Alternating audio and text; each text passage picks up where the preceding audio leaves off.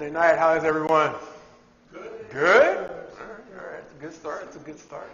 With that, if you took a look at any of the chapters this week, that's, I apologize. I shouldn't apologize because it's the Bible, but if you looked at any of the chapters this week, what did you notice? What did you notice? What did you notice? And for we got a visitor, thank you. Young man had his dad drop him off. That's pretty cool, I think. So with that, appreciate you and welcome. Welcome. We are studying the book of Ezekiel. We're finishing it up. I didn't block chapters very well, so we got one extra chapter for next week, Thanksgiving week.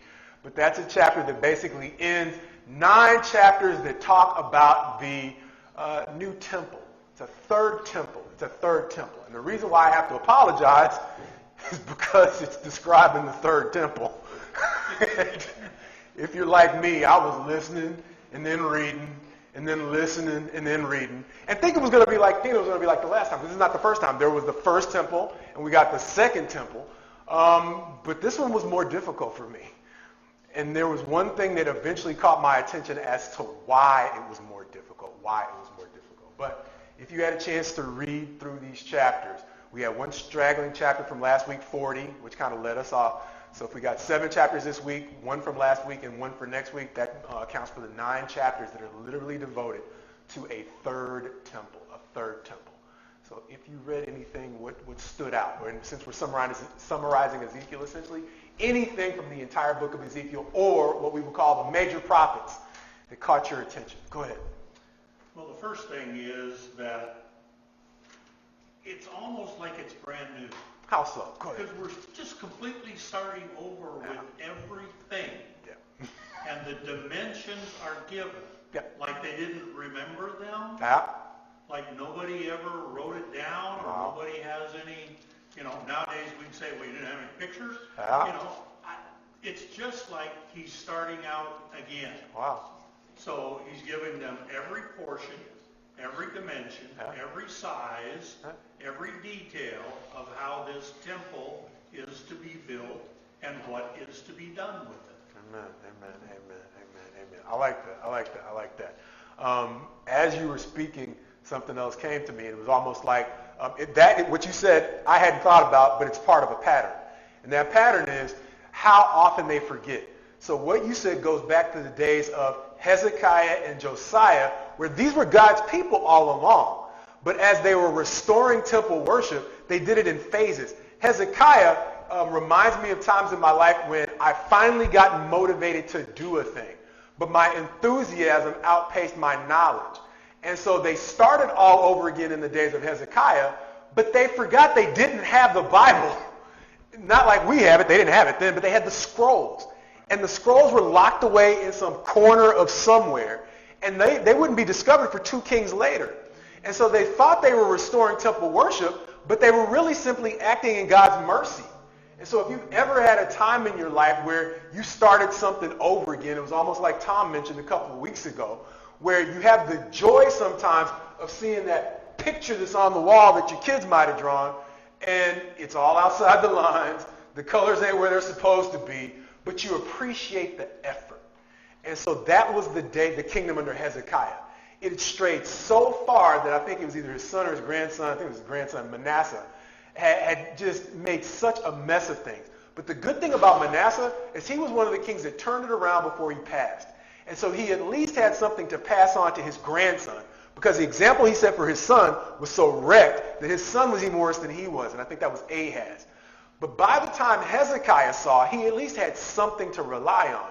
And so by the time he started over again, he might have thought, like when I'm drawing that picture, do you think I really realize that picture I'm about to hand over to Mom? I think it's all inside the lines. I think that's a Michelangelo, right? But I hand it to Mom, and she's got to be like, ooh, and maybe hang it up anyway, right? And so that's what it might have been like in the days of Hezekiah, and maybe to some degree now.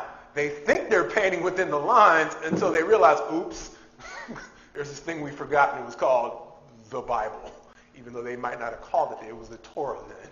Yeah, right? I think it was so detailed because they didn't really know. There you go. And here's the thing. he's pointing forward to a new future where there's a whole lot less of the past, the parts that caused him to destroy it in the first place. So it's the new temple plus a larger footprint. And that was one of the cool things. I was going to maybe show a video, but I'm going to link it in the short videos once I finally post them. I saw 3 short videos, one per chapter, so I missed it for chapter 40, but by the time I got to 41, I found a great word for word. And it's not as word for word as the Solomon's Temple. So on YouTube, you can find some great videos that go through the chapter word for word and give you a 3D model of the chapter as it's being read. Didn't find anything like that for these chapters, but you do have some isolated verses that are used to give you a 3D diagram of what this temple looks like. And then someone took the time to put the old footprint underneath the new footprint and show you how much larger the third temple is than the original temple. And I think I'm going to link all, it's about 5 videos total. And I think I'm going to link at least all, I think it's really now 4 basic ones. Because it's a good condensation of the chapters and where they fit in the history. And so I'm going to try to give a visual of that on the short lessons if I can. But that's kind of where they're at right now. And I'm gonna wait. But I'm trying not to get too far ahead of myself. Anything else that folks saw? Anything else that folks might have seen? All right. Go ahead. They're even starting out with the land allotments again. Yeah, and that's where we end up, right? Yeah, that's where we end up. 47 and 48. Half of 47 and 48 goes back to the inheritance by tribe, right? Right. There you go. Good. So they didn't even know that. They didn't even know what part of Israel they came from. Yeah. Well, and a part of that was the degree to which they were violating the laws before. One of the things that would have been important in them maintaining their inheritance is respecting the laws of the year of Jubilee. What was the year of Jubilee? Reset. It was reset, right? And so even if you had gotten yourself into financial trouble, because slavery in Israel was different from slavery in the United States. Slavery in Israel was if you got yourself into such a deep financial debt you couldn't get yourself out, then you were at risk at being enslaved and losing your inheritance for, first of all, a 7-year period, because everybody had to go free in 7 years. But Jubilee was the point at which you could get your land back if you sold your land to get out of debt. Your inheritance was never supposed to be lost to you eternally, right? But because the whole concept of the servitude was so good to those who had not basically fallen on hard times, they were not respecting the laws of the Sabbath years that went along with the laws of Jubilee. And so people were getting lost in terms of, okay, well, where is my inheritance actually, right? Because God had always carved out a place in Israel for you, no matter how bad you had it. You never completely lost your home. However, that was part of the law that they got rid of. And so people were confused as to what belonged to who and vice versa. Go ahead. Just a little side note, just to refresh my memory, the Jubilee, that was only for Jew to Jew, not any foreigners in the country? It was not. However, one of the other distinctions between chattel slavery in the States and foreigners was if you turn to Exodus 21 for me. Exodus 21. And so in the young adults class, we talked about how the law, one of the hacks is your 10 commandments. If you double 10, you get Exodus 20. That's where your 10 commandments are. And so the foundational principles for Israel were found right around those 10 commandments. So right after you get Exodus chapter 20 with the 10 commandments, you're going to get some of the other foundational principles of the laws that he set out for Israel. The laws that he set out for Israel. And so right about verse 16, what do you see with regard to, well, just what do you see in is Exodus 21:16? What does it say?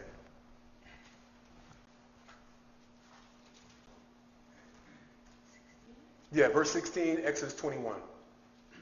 And he who kidnaps a man, whether he sells him or he is found in his possession, shall surely be put to death. Wow. All right? And so that was the law of slavery or servitude. Now, if you had to, like I say, I like to like root the laws in a story. If you had to, okay, why is God punishing that kind of slavery by death? What does that go back to?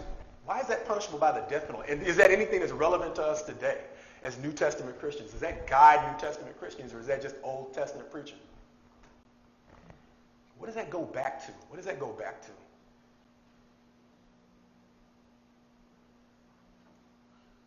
I'm just looking at it, that's got a contrast with 21:2. Go ahead. What's that?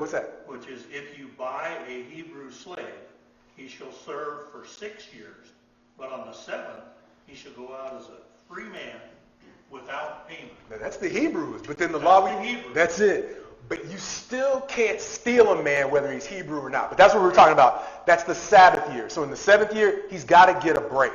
That doesn't necessarily mean your Hebrew brother gets his land back. That's the year of Jubilee. Right, but he gets to go free. He still gets to go free in the 7th year, right? Right. However, why would God have such a problem with the concept of kidnapping and putting a person in servitude that he would punish it by death? Go ahead.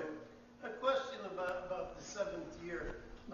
Let's say a man was in servitude for 5 years, and the 7th year rolled up on his 2nd year. Wasn't he released from it on that year? One more time. Give me a visual. Say it again.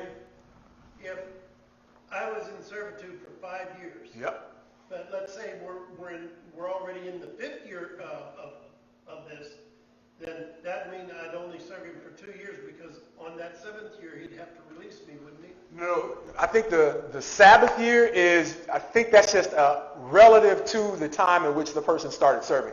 Jubilee was a fixed year. And so if you started your servitude within 5 years of Jubilee, then you're looking at getting only 5 years of service out of an individual. And that was one of the reasons why they were reluctant, because there are other laws that work that way, where you're running up on a mandatory release, and God's saying, if you're running up on a mandatory release year and you're thinking of hardening your heart towards your brother and keeping him, you got problems, right? Okay.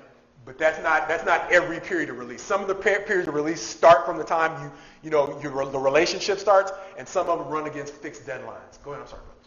To go back to your question about chapter 21, verse 16, are you talking about Joseph? Let's go. Let's go.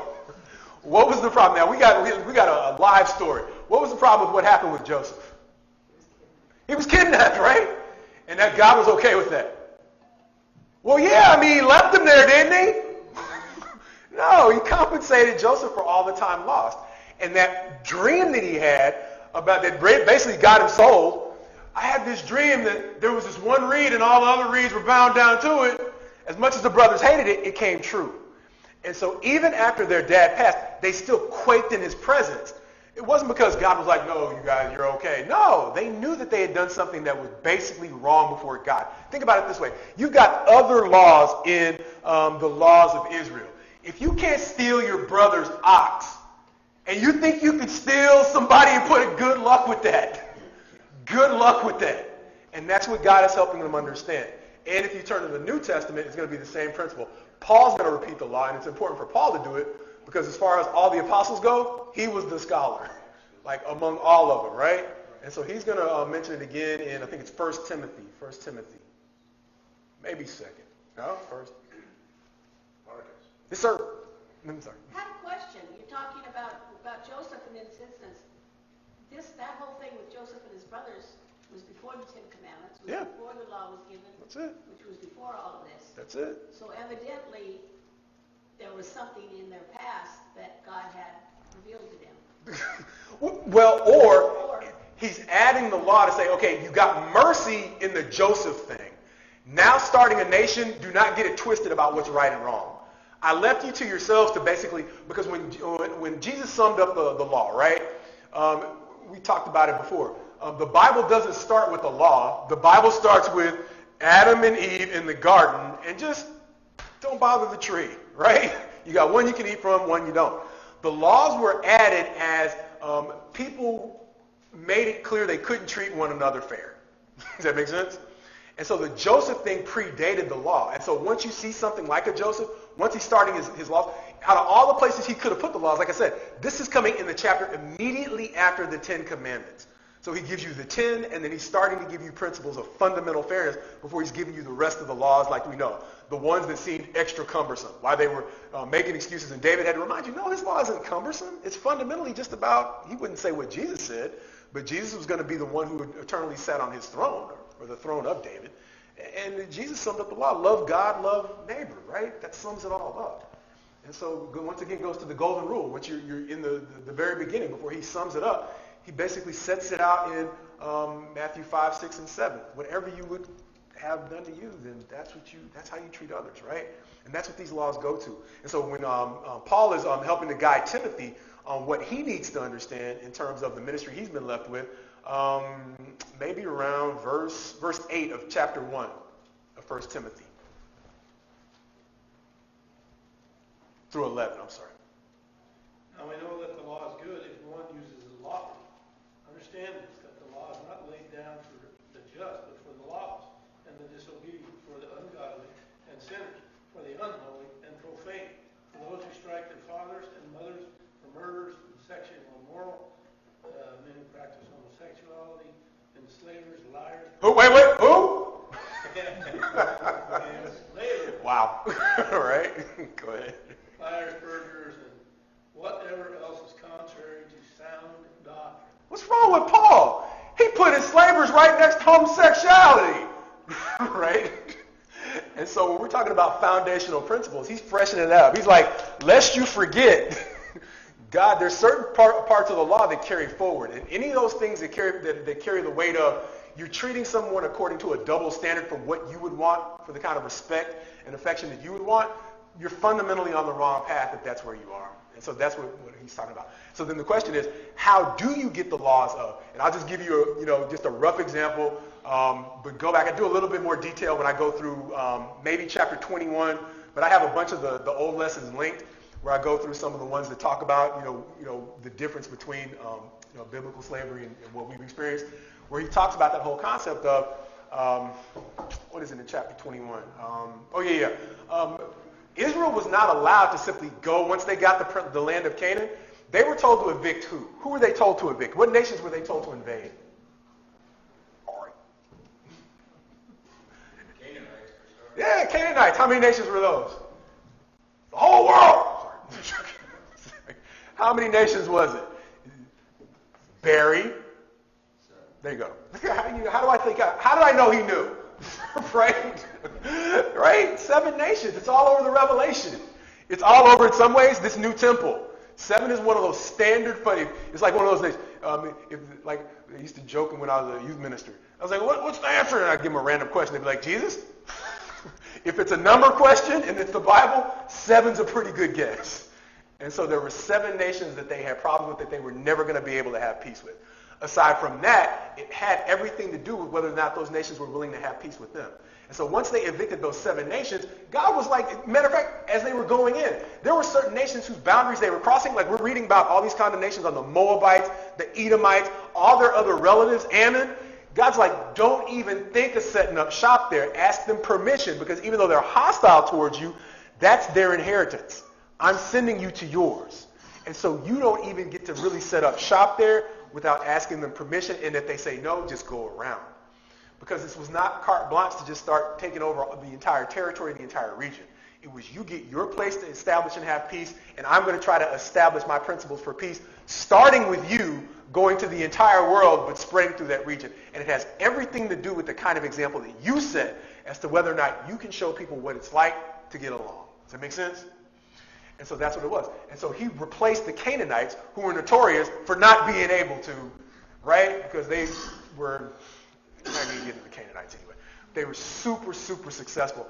And the problem was they were not just exporting their goods and their wealth, which is one of the reasons why Israel, the 10 spies, were intimidated, and only 2 said, we can get this done. It's because they were invading a super successful nation. God was giving them a land that he's like, you've done enough in slavery, right? You're not going to have to work to build this new land. You did enough in Egypt. I'm going to give you something that's already developed. But they got there and they were intimidated by how nice it was, right? And so once they get there and they realize, wait, this is not just a great land. This is intimidating. They got defenses. They got this. They got that. And so he's just like, calm down, right? And so he took care of the Canaanites. But he's like, once you get the Canaanite territory, calm down, set an example for everybody else, and things will be good. But that's not what happened. And so one of the reasons why they were able to get additional territory, because there was the Jordan River, and so as they were going into the land, there were certain nations that were going to stand opposed to them that were not their relatives. And those were, there were 2 kings. I think it was Og and then Sihon, I think king of Bashan or something like that. But they got extra territory to the east of the Jordan River, because those were 2 nations that were picking fights with them that were not under God's protection. And they're like, oh, well, you want extra land? You can have this one, right? And so that's how once you get into the promised land, when they had nations that they were supposed to have peace with, but nations that started with them anyway, those were some of the other nations that ended up being taken captive. Because there were certain times where they were supposed to get rid of the Canaanites, but they didn't, because they were too difficult to get rid of at once. And so some of the Canaanites ended up being their servants because they weren't supposed to be there at all. And so that's one of the tough parts about the Bible is there are some parts of it that do talk about, okay, genocide, right? The Canaanites weren't supposed to be there. But as a compromise, since the previous generations hadn't driven them out, Solomon was like, okay, now you have to be forced labor. Because once they let them live, that's what happened what happens at the end of the book of Judges? What happens at the end of the book of Judges? Let's turn there. Judges at the very end. This is what happened as a result of showing mercy to the Canaanites when God warned them not to.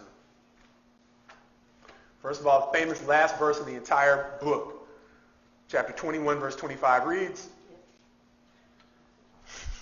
in those days there was no king in Israel. Everyone did what was right in his own eyes. Wow. And that's going to appear twice, right? And so what happens is part of that is going to go back to, who remembers, somebody mentioned, I guess, kind of as a trivia question for one of the introductions to the small group questions not too long ago. What's one of the most shocking stories you remember from the Bible? Just give me a rundown. What's one of the most shocking stories you remember from the Bible? In small group, somebody mentioned this one from the book of Judges. You remember?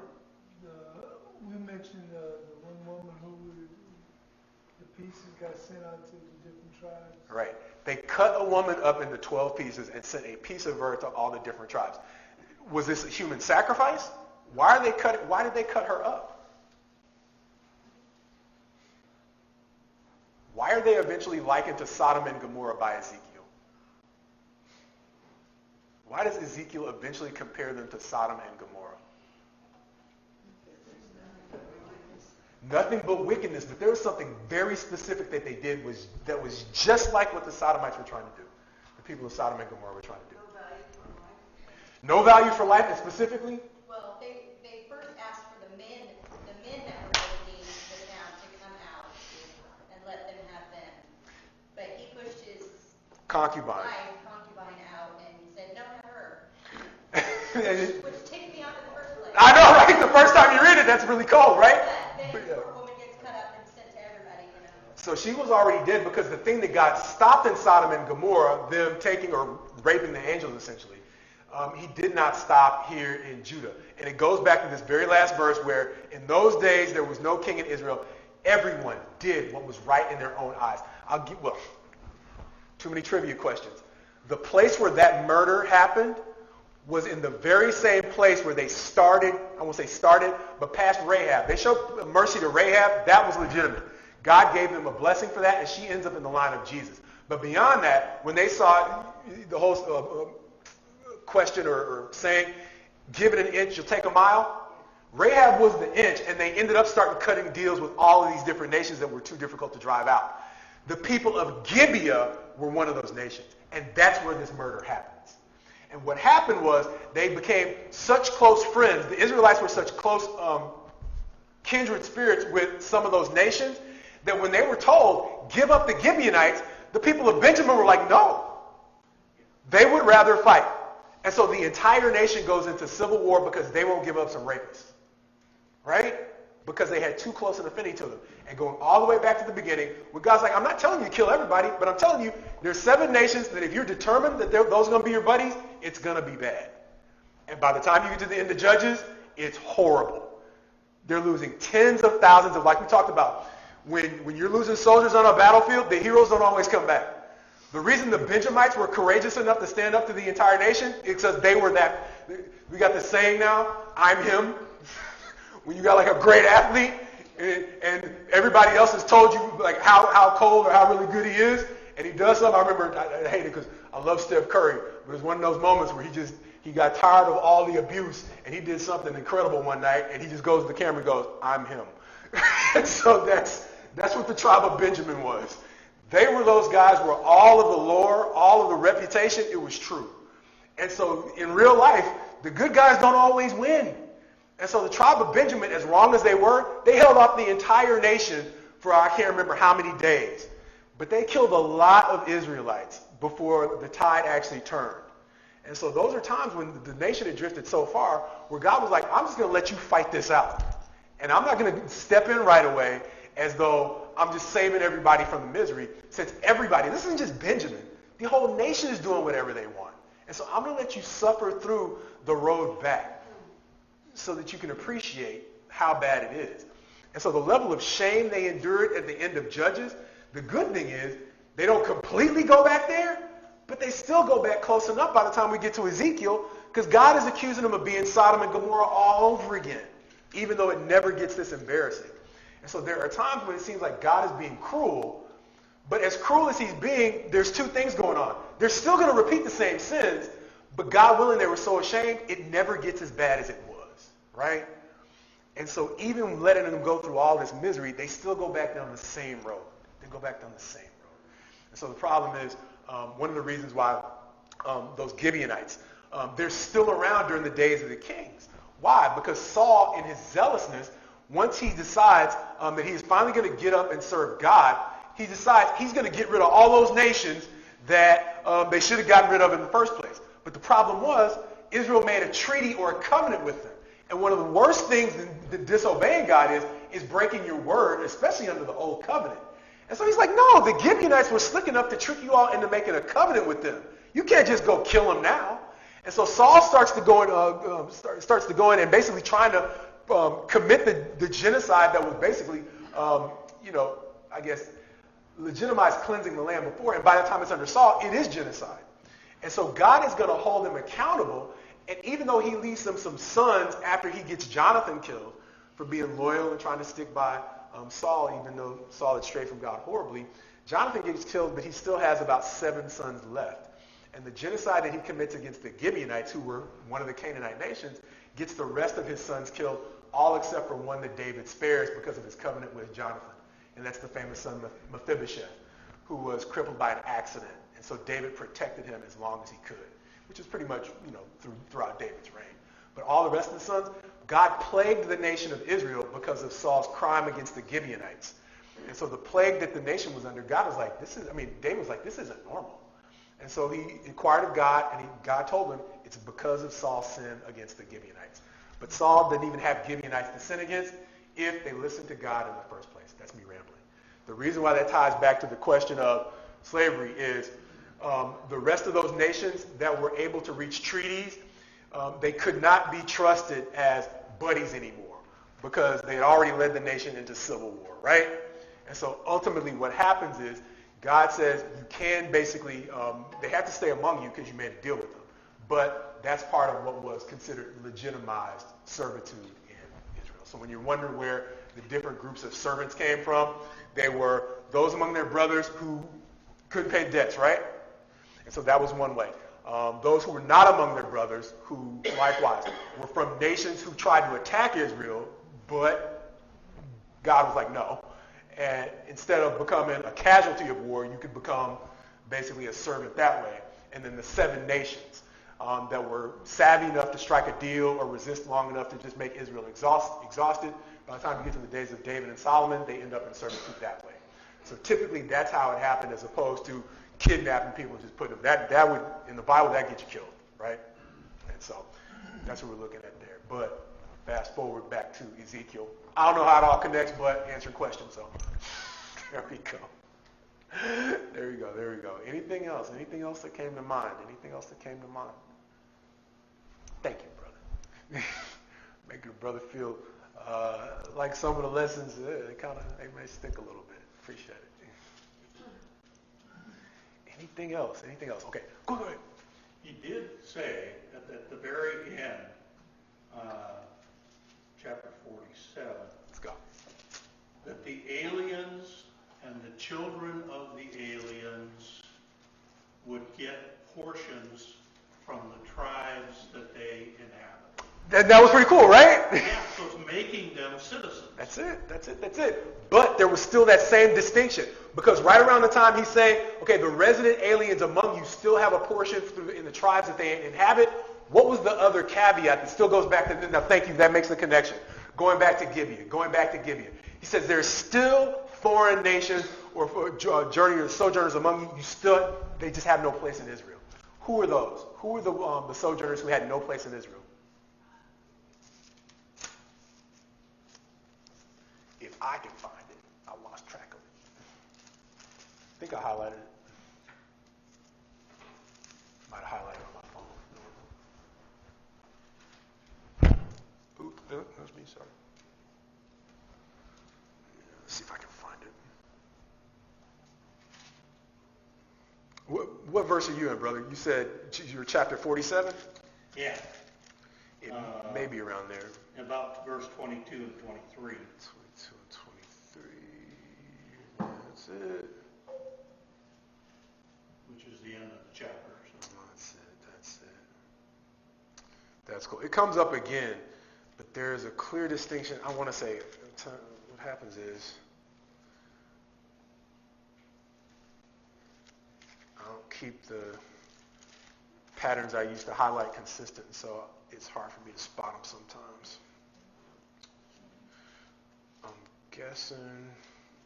Okay, just to give you a rough breakdown of how these chapters are organized, I'm guessing right now where this passage is, but I'm guessing it's coming from chapters 43 through roughly 45 and maybe as far as 47 because of the way it's organized, which is probably good for me to pause and talk about. So in chapter 40, he's giving you the rough footprint of the temple.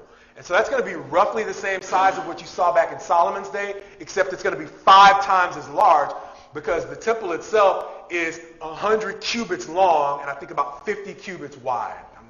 Don't take my word on that.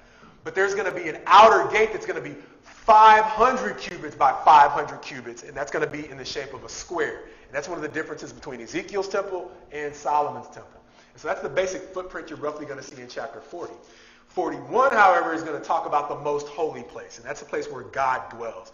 And one of the big differences between the most holy place in the day of Solomon and in the day of Ezekiel's temple is all the things that you see representing the Christ, the golden lampstand that is the light that would light it up, the table of showbread that kind of is a parallel to our communion, the altar of incense that represents the prayers of the saints.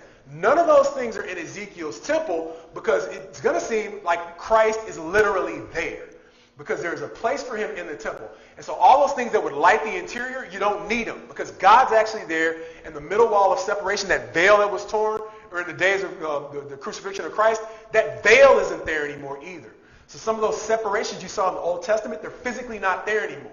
And so even though these chapters are a puzzle for people because they're not a time of perfection, because you still have animal sacrifice in the later chapters, but you still don't have a lot of the things that represent what Christ was supposed to symbolically be. That's what points forward to Hebrews that talks about Christ being a better priest over a better promise, a second covenant, in a better place. And that's 7, 8, 9. And 9 will talk about the new temple, which is akin to what you see in Ezekiel, but it's still not the same. Because the promise that we get in the Hebrews seems to talk of sinlessness, but you still see sacrifices for sin here, which is a huge puzzle I can't answer. And it's one of those places where you're going to see the quote-unquote scholars don't agree, which is what I call in the short lesson, it's a red flag for something that God has not revealed to us. It's one of those secret things.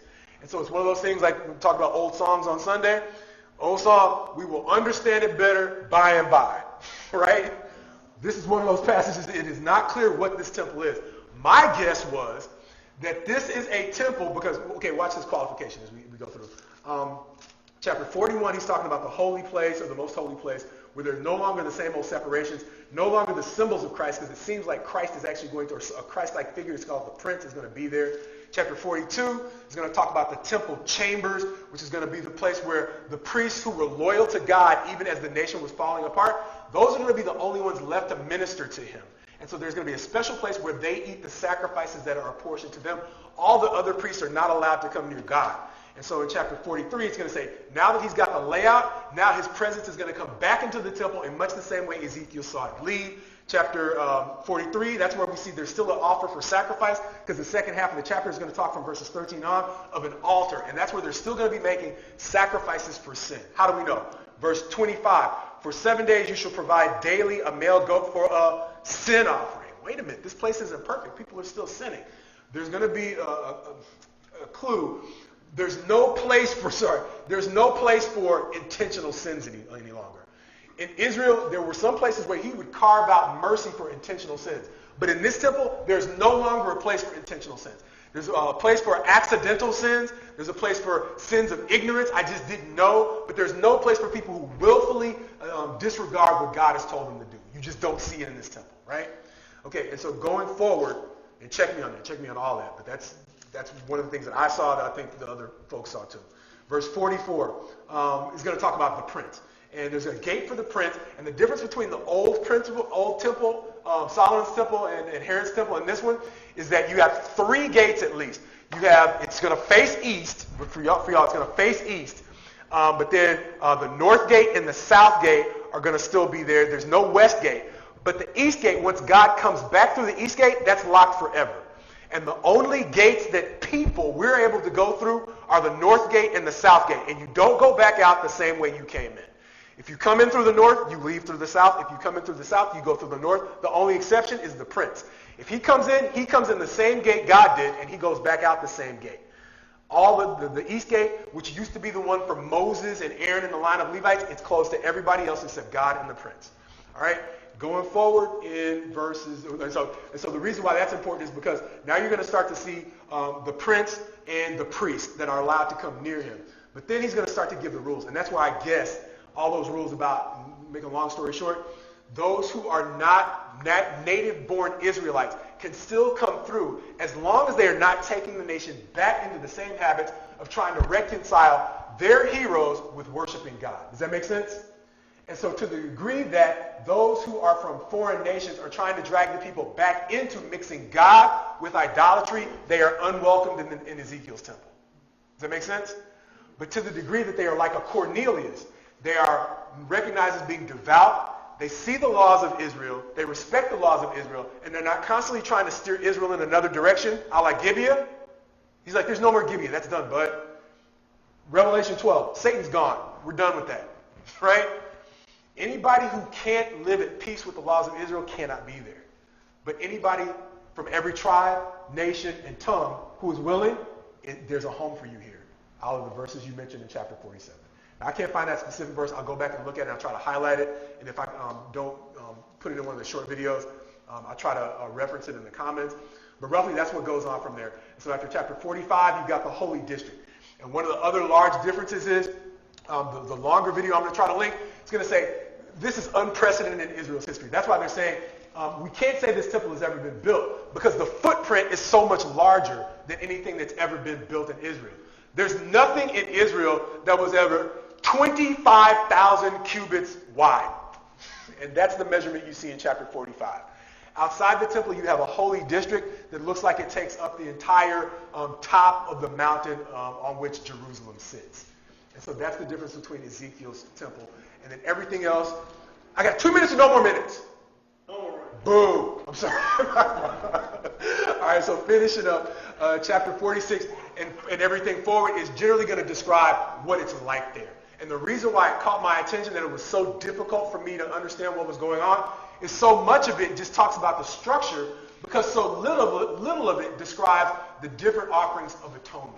And so much of what allowed me to kind of catch on to a little bit of the previous temples is because so much of it's devoted to the, like you mentioned, the laws of sacrifice. They still exist, but there's not as much of what the work of the priest is. And so it's basically all architecture until you get to the role of the prince, the role of the sub-princes, because there are going to be other princes that he mentions. But another thing he's going to mention in terms of the character is it's not necessarily just those who are coming from outside of Israel that he's saying are no longer welcome if they're leading the people astray, but he's going to say his own princes. They are no longer going to exploit the people. They're going to take care of the people in the same way that the Christ does. And that marks the difference in the, what he describes. Basically, it's the fulfillment of Ezekiel's prophecies. Because he's been saying that same thing about the priests, the prophets, and the shepherds all the way up until his final temple. God perfects the entire structure top to bottom. And that's me not talking anymore. Any more questions? I'm sorry, young man. That's a tough lesson to have to visit on. But thanks for coming through, and hopefully you'll give us another chance. Right? All right, y'all.